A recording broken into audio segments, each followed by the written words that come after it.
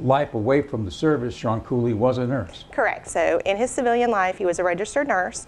At the time of his death, he was working at Singing River Hospital in the emergency department. And he was in the National Guard, and he was called up, and he was also your husband. Correct.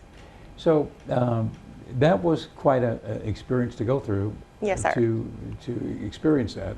Aside from his Mad Potter persona, was extremely thin. Even that potters nowadays marvel at how he was able to make paper-thin pottery.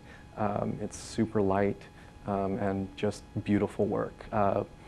People liken him to the abstract expressionist movement, which started in around the 30s or 40s, so about 40 years before he was actually doing his own work. So. Well, his work was so completely different than anything else, anything in ceramics at that period, and you know, also his whole marketing strategy. I mean, to call it a marketing strategy, but you know, he was over the top. He was extremely sensationalist. You know, do sorts of stunts and stuff.